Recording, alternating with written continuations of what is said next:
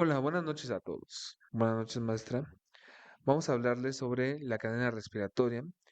El equipo está integrado por Marisela Gopar Blanco, por Jesús Ernesto González Urbano y por un servidor, Ángel Gascarrilles.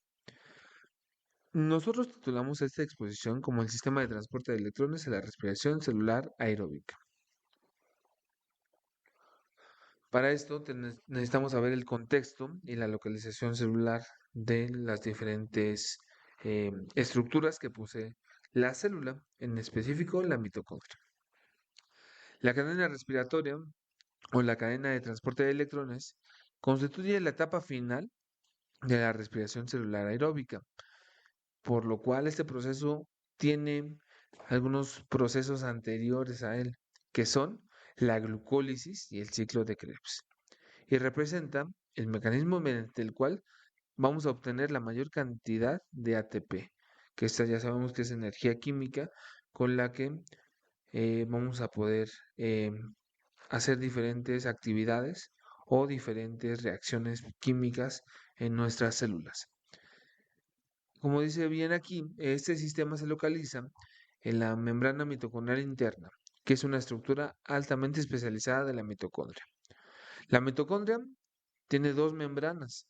La primera, la membrana mitocondrial externa, esta es relativamente permeable y pues permite el paso mucho más sencillo de las sustancias o los iones, mientras que la membrana mitocondrial interna es mucho más selectiva, prácticamente impermeable. ¿A qué es impermeable? Pues a muchos de los iones y a moléculas incluso pequeñas. Como vemos aquí, la matriz mitocondrial es un compartimiento interno donde ocurre el ciclo de Krebs. Aquí se generan el NAD reducido y el FAD reducido con electrones de alta energía, mientras que la membrana interna contiene los demás complejos como los proteicos, que forman también parte de la cadena y funcionan como transportadores secuenciales de electrones. Más adelante hablaremos de ese espacio intermembrana, donde es un espacio donde entre las membranas se bombean protones, generando elevada concentración de protones hidrógeno. Vamos a la siguiente parte, que es la transferencia de electrones. En la transferencia de electrones, la cadena respiratoria está formada por una serie de complejos proteicos. Estas moléculas son las que van a transportar los electrones desde las coenzimas reducidas hacia el oxígeno molecular. Y este proceso se basa en reacciones de óxido-reducción. Las coenzimas reducidas con menor potencial de reducción son las que van a donar los electrones, como lo son el NAT reducido y el FAD reducido. Además, también habíamos comentado que los complejos proteicos van a ser secuenciales en la serie de transferencia de electrones, mientras que todos los que van a aceptar esta parte de los electrones se irían hacia el oxígeno molecular, que justo como lo vemos aquí, es el que tiene mayor potencial de reducción. Durante el proceso se libera energía, lo cual se utiliza para transportar protones, y eso lo hace a través de la membrana mitocondrial interna, estableciendo un gradiente electroquímico. También les voy a hablar del primer complejo un poco más a detalle, que sería el NAD reducido o la ubiquinona oxidorreductasa. El complejo 1, este que vamos a ver, la ubiquinona oxidorreductasa, es el mayor complejo proteico de la cadena respiratoria. Su función principal es transferir los electrones provenientes del NAD reducido hacia la ubiquinona. Como sabemos, pues el NAD reducido justamente procede a convertirse en un NAD y esa energía química es la que va a hacer que pueda llegar el electrón hacia la proteína, que en este caso sería la ubiquinona. Este mecanismo de acción más específico, hablando más en específico, el NAD reducido va a llevar dos electrones hacia la flavin mononucleido y esto lo reduce hacia este mismo complejo pero con los hidrógenos. Los electrones se transfieren a través de múltiples centros de hierro, hierro-azufre, y por último, como habíamos comentado, esta proteína acepta los electrones y se reduce hasta formar el ubiquinol. La energía liberada durante esta transferencia se utiliza para bombear 4 protones desde la matriz mitocondrial hacia el espacio de la intermembrana. Ahora los dejo con mi compañera Marisela Gopar, que les va a hablar de los siguientes complejos.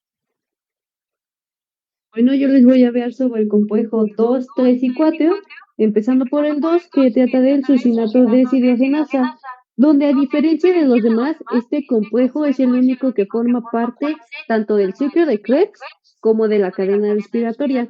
Su función es oxidar al sucinato a fumarato, captando electrones a través del FAT para convertirlos en FAT-H2O. Los electrones pasan a través de centros de hierro hasta la ubiquinona. Es importante decir que en este compuesto no se bombea protones al espacio intermembrana, simplemente transfiere esos electrones a la ubiquinona, o también llamada coenzima Q, que actúa como un transportador móvil hacia el siguiente paso, que es el compuesto 3.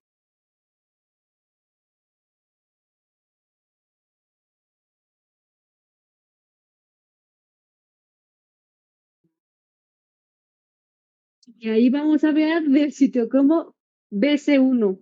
Una vez que la ubiquinona está cargada, llega aquí. Aquí ocurre lo que conocemos como el ciclo Q, que es un proceso donde los electrones se transfieren de la ubiquinona hacia el citocromo C, que a diferencia de la ubiquinona, el citocromo C es una proteína pequeña y soluble que se mueve por el espacio intermembranal.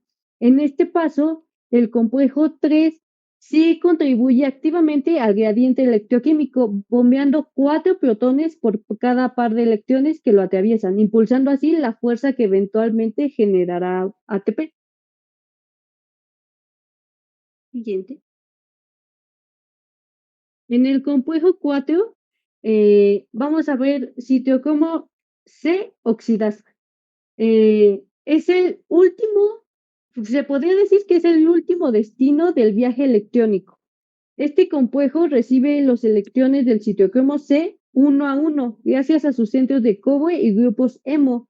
El compuesto tiene la afinidad necesaria para transferir esos electrones al oxígeno molecular que vemos ahí en la fórmula. Al combinarse con protones del medio, el oxígeno se reduce para formar H2O, que también vemos ahí en la fórmula, que es agua o H2O. Este es el motivo por el cual respiramos, para que el oxígeno actúe como el receptor final. En este último esfuerzo, el compuesto solo bombea 2 protones adicionales al espacio intermembranal, dejando todo listo para que el ATP sintasa haga su trabajo. Y los voy a dejar con mi compañero Jesús. Hola, buenas noches. A mí me toca pues explicarles el acoplamiento quimiosmótico, que bueno, es el funcionamiento de la cadena respiratoria que está estrechamente ligado al mecanismo de síntesis de ATP mediante el modelo quimiosmótico propuesto por Peter Mitchell. Se divide en tres, que son la energía de flujo de electrones, que se utiliza para generar un gradiente electroquímico de protones a través de la membrana. El gradiente electroquímico, que diferencia de concentración de protones y carga eléctrica entre comportamientos. Y tenemos la fuerza protón motriz, que es la energía almacenada que impulsa la síntesis de ATP.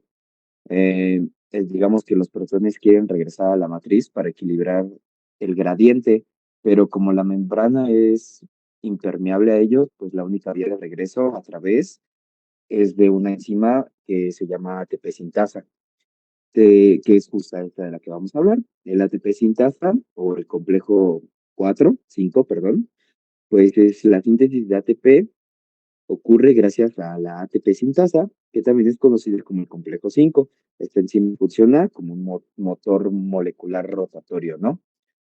Es como un movimiento mecánico que permite a que la enzima una un grupo fosfato al ADP para crear ATP, o una moneda energética que las células usan para todo, ¿no? Tenemos la subunidad FO o 0, forma un canal a través de la membrana por el cual pasan los protones, generando el movimiento rotacional, que pues ya explicamos ahorita, ¿no? Y la subunidad F1 contiene los sitios catalíticos responsables de sintetizar ATP desde ADP y fosfato inorgánico. El retorno de protones desde el espacio intermembrana hacia la matriz a través del canal F0 genera cambios conformacionales en los sitios catalíticos de F1, permitiendo la fosforilación oxidativa. Y bueno, también tenemos los inhibidores, los desacoplantes y el balance energético. Los inhibidores, como el cianuro y el monóxido de carbono, pues inhiben al complejo 4, bloqueando el transporte de electrones al oxígeno.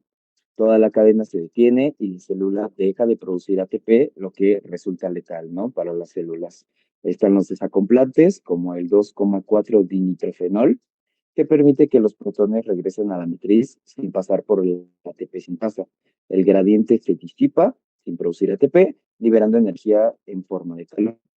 Y el balance energético final, pues desde el NAD, los electrones pasan por complejos 1, 3 y 4 y producen 10 protones bombeados y 3 moléculas de ATP. Y desde el FAD tenemos lo que los electrones ingresan en complejo 2 y obtenemos 6 protones bombeados y 2 moléculas de ATP. Bueno, eso sería todo. Muchas gracias por escucharnos.